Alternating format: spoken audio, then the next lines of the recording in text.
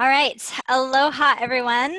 This is Tasha with LA Live Action, here to educate, elevate, and advocate for you. So today I have Toby Israel on with me. Hello. Hello. And then Toby, where are you in the world? I am in San Jose, Costa Rica. Awesome. Okay.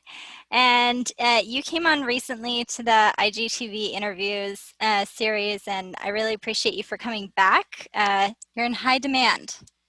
No, thank you for inviting me back. I'm super happy to chat with you again. Yeah.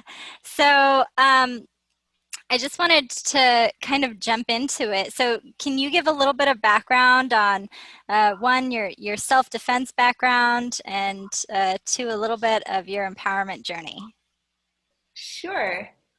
So it's all tied up. I moved to Costa Rica 3 years ago, and I took my first self-defense class about 2.5 years ago, actually, while I was in Costa Rica from an amazing woman named Ode, who's now very closely involved in the Empowerment Self-Defense Global Organization.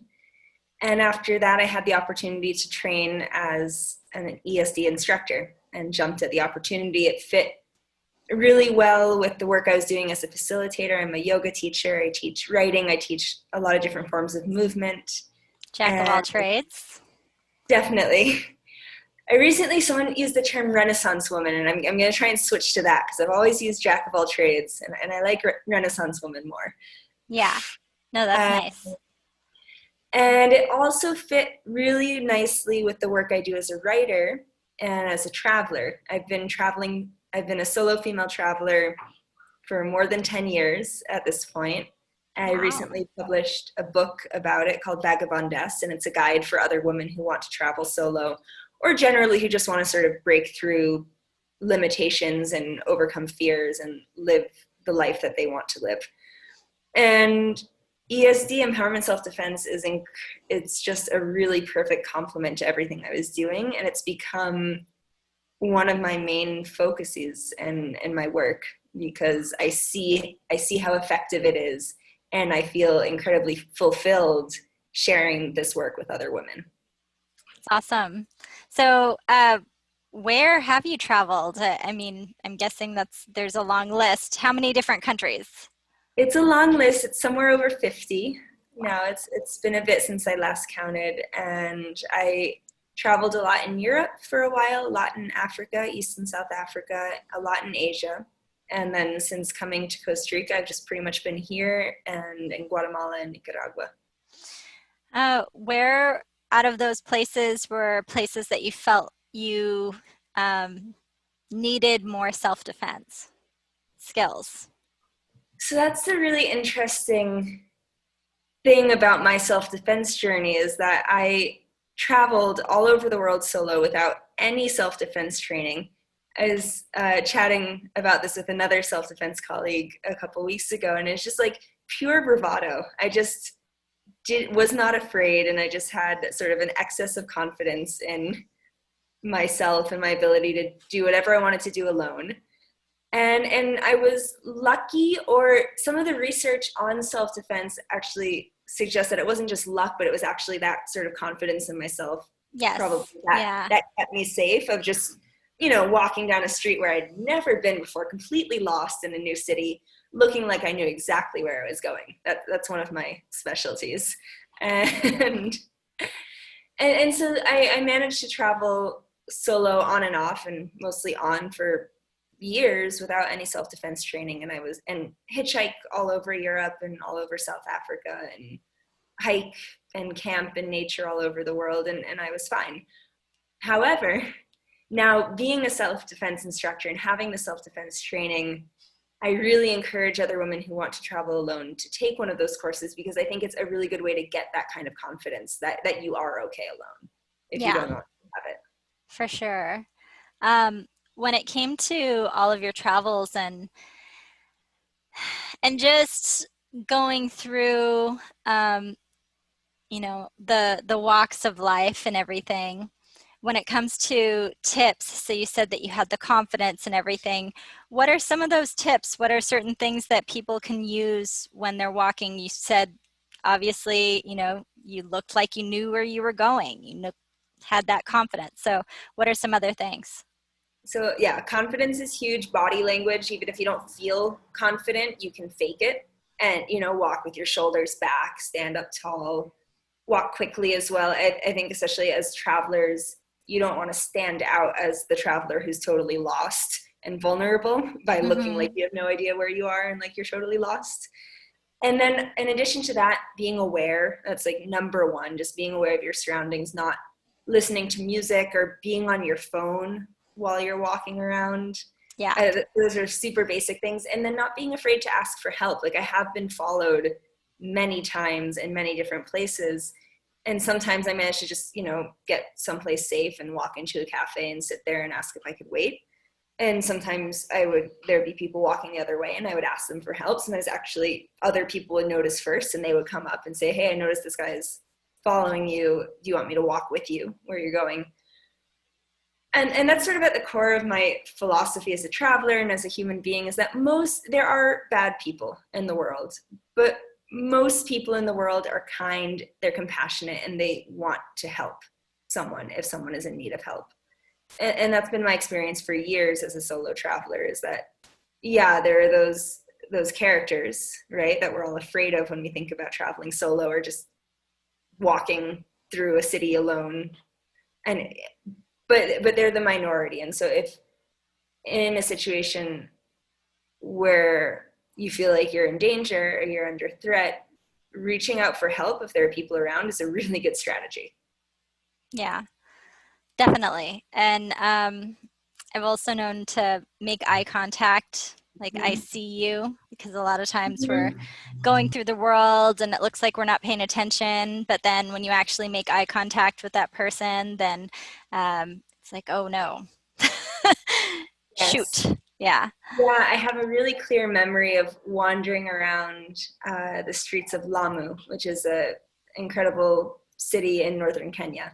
Yeah. And I was in full wander mode, like definitely, and clearly a tourist there, and was going up into these sort of alleyways that were not on the main. It's a very small town, but that were sort of off the main drag of the town. Yeah. And I realized, and so I'm like weaving through these alleyways, and it becomes very apparent that this man is following me. And as soon as I realized it, I turned, and this is without any training, it was just my instinct to confront him. I turned around and I said, "Why are you following me?"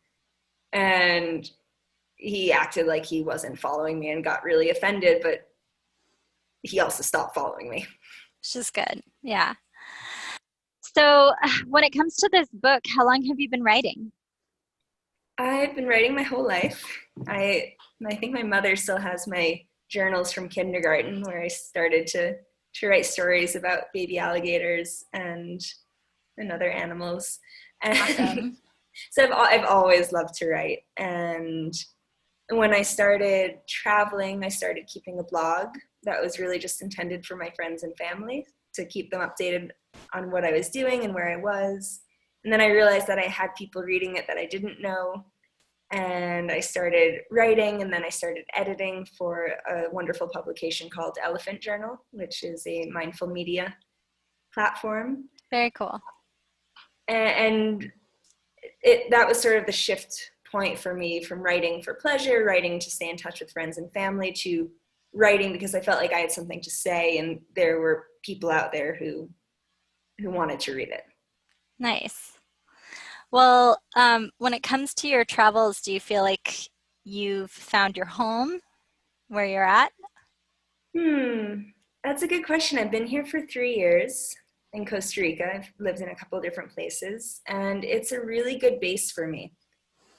For now, it's hard to say, yes, I'll be here for the rest of my life, but I am, I'm creating something here that is grounded in this place, which is my self-defense project. And it's called Mujeres Fuertes, Strong Women. And it's a holistic self-defense project focusing on retreats and experiences for women. And it can travel, and it will travel. And I have traveled a bit with it to other parts of Central America to teach at festivals and retreats. But it's sort of rooted here. And it's something Yeah. I couldn't have created while I was traveling. And that's been one of the beautiful things about being grounded somewhere is I've been able to channel that energy into other projects, like writing my book, like launching the self-defense project. Yeah, that's it's pretty much how I feel about Maui. I love Yeah. it here. There's so many amazing people, and I know that with the projects that I've been doing, I don't think that I could have launched them anywhere else. So Mm-hmm. it's nice to have that grounded piece. So when it comes to, you know, the self-defense, you also do retreats, That's and correct. you just had one recently? I just had one. I came back yesterday in the end of Awesome. How did that go? it was as close to perfect as an event can be. I think I'm really, really happy with it and really inspired. And I feel this way. I feel like I say this after every retreat and event that I've done. It's like coming off of that high of finishing an experience with the group. I feel so inspired and so sort of grounded in my purpose where, wow, yes, I can see the impact that this has on the women who participate. And it's so clear and it's so palpable and it's so energizing to feel that. Yeah, definitely. I'm in that space right now. So you and you have these retreats ongoing. So maybe is there a little bit of the structure that you wanted to share in case if there are people who are listening who might want to sign up? Yeah, of course. The ones I have running right now, they're in Spanish. They're targeted for Costa Rican women or Latin American women.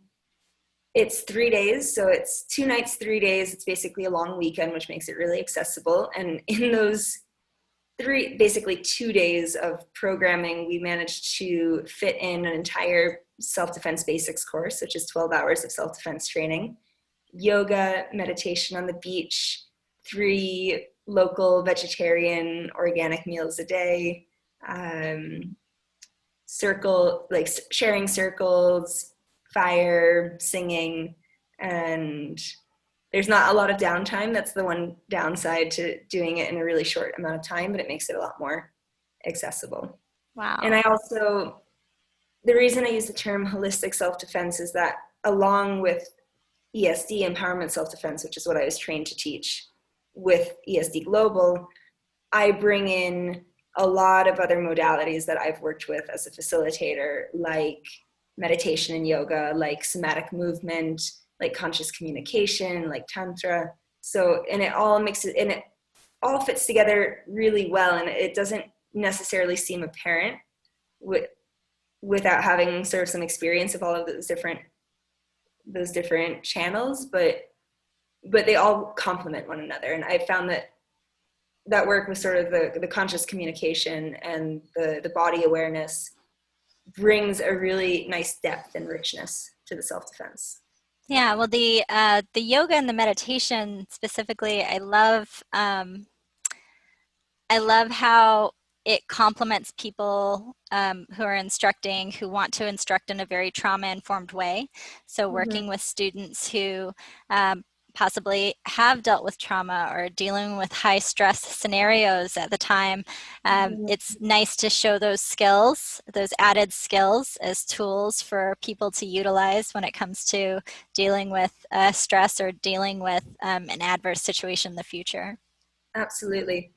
And at the core, yoga and meditation, it's about awareness. It's Mm-hmm. about connecting to your breath. It's about connecting to your body. It's not about fancy poses or anything like that. And so many of those tools are really simple. It's just like guiding people to breathe more deeply, guiding Yeah, people to ground in and sort of find their roots and being and present too. present. Yeah, exactly. And so those are tools, those are really simple tools that along with the self-defense techniques people can bring back home with them and use in their day-to-day lives. What kind of yoga is it? I I personally teach vinyasa yoga, Okay, vinyasa flow, and I also teach some partner yoga, which is really fun. So we so usually at some acro. point acro Yeah, and partner stretching and a little bit of massage. So we usually find a little bit of time in the retreat to do some of that as well. nice. And for me, that it plays with I like to think about the self-defense experience in the retreat as working with two polarities, the no and the yes. So the no is the self-defense, but the yes is things like massage and yoga and conscious communication, which is equally Self-care. Yeah. yeah, self-care, because of course we have a really hard time saying no and setting boundaries, Yes. but I find a lot of people have an equally hard time saying yes to the things that they do want, and asking for the things that they do like. Yeah. So Well, that's it sounds amazing. I was also wondering, so when it comes to age ranges, I've had the gambit where I've had some pretty interesting classes where I have a lot younger and a lot older, and sometimes those are hard to mesh together. So, how do you, as an instructor, work with different age ranges, or do you have like a set age range that you prefer? not necessarily. It's a very different dynamic just teaching kids or teaching a class that's a mix of children and adults. In the retreat specifically, I've had a range from about 16 to 60, Okay. I think. And I love for the experiences to be intergenerational, because I think every generation sort of brings their wisdom Oh, yeah, to the definitely. circle. And I've had a few pairs of mothers and daughters in the retreats as well, which I love. I think there's sort of this like ancestral healing that can happen along with the self-defense training and everything else. And it's beautiful to see that happening with two generations of one family present. When when I teach some workshops and like short demonstrations that have kids and adults involved, and it's just kind of chaotic, and I think my Yeah. solution is to just embrace the chaos and accept that there are going to be some people running around and screaming, and that some of the younger kids, especially when they're like 5 to 7, are only going to be somewhat involved, and they might go play and they might come back and try some of the strikes, and they'll love the games but not want to listen to me talk for more than 2 minutes. Yes.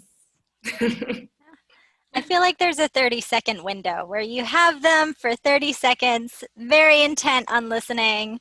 They like look up to you, you're their hero, and then suddenly there's a rainbow. completely, yeah, it does not last. So, when it comes to people trying to find you, what are certain places that they could go, things that they could look up?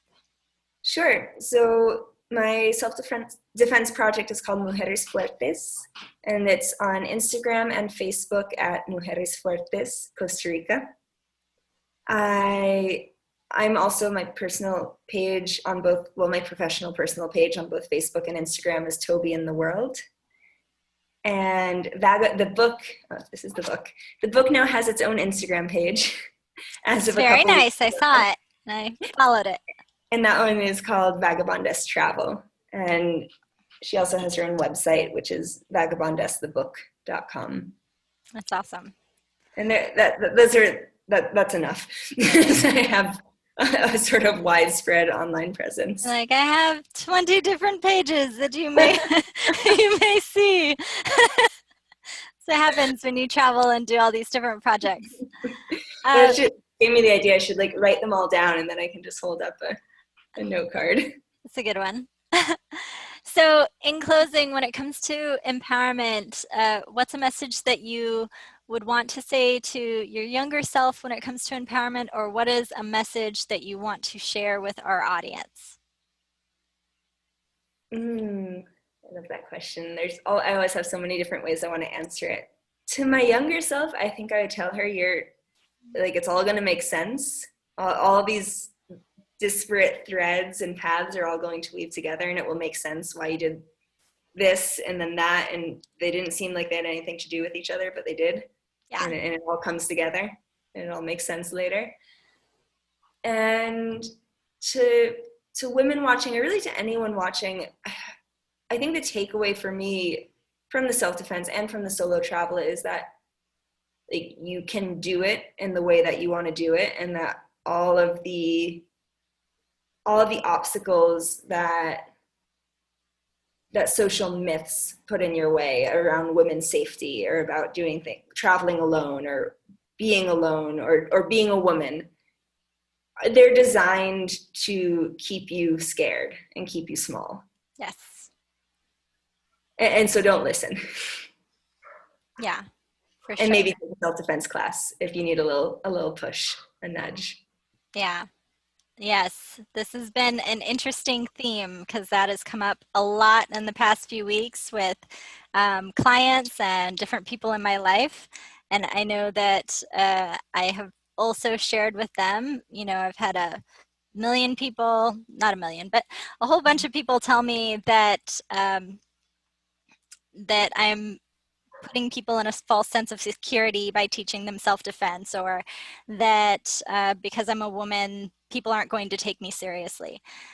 Um, it's amazing to hear those still, because I know for me, I've had women who have called me right after they've been attacked and share that the stuff that I taught them saved their life. Or I had an older woman who shared that she, tripped and used a roll that I taught her how to do, and she prevented herself from breaking a hip. So I mean, like, we're doing this amazing work in the world, and I'm so grateful that you were able to come on today and just share a bit more about your story, a bit more about the work that you do, and also, congratulations on writing this book. I think that everyone has at least one good book in them, so way to I go. agree.